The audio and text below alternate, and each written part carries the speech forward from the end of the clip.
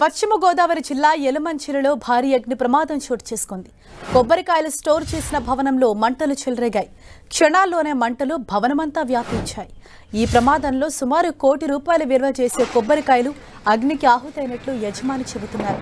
విషయం తెలుసుకున్న ఫైర్ సిబ్బంది సంఘటనా స్థలానికి చేరుకొని మంటలను ఆర్పివేసేందుకు ప్రయత్నిస్తుంది.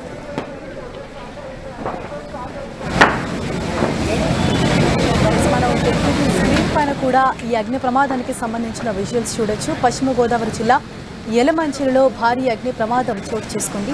కొబ్బరికాయలు స్టోర్ చేసిన భవనంలో ఒక్కసారిగా భారీ ఎత్తున మంటలు చెలరేగాయి. ఆ క్షణాల్లోనే మంటలు ఆ భవనం అంతా కూడా పూర్తిగా వ్యాపించాయి.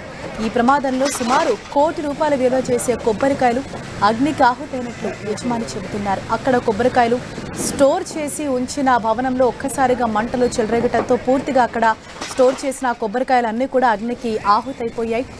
విషయం తెలుసుకున్న ఫైర్ సిబ్బంది సంఘటనా స్థలానికి చేరుకొని మంటలను ఆపివేసేందుకు తీవ్రంగా వారు కూడా ప్రయత్నిస్తున్నారు. ప్రస్తుతానికైతే మంటలు అక్కడ ఉవ్వెత్తున ఎగిసిపడుతూ ఉన్నాయి. చుట్టూ కూడా దట్టమైన పొగ అలుముకుంది. ఫైర్ సిబ్బంది సంఘటనా స్థలానికి చేరుకొని మంటలు ఆర్పేందుకు ప్రయత్నిస్తున్నారు.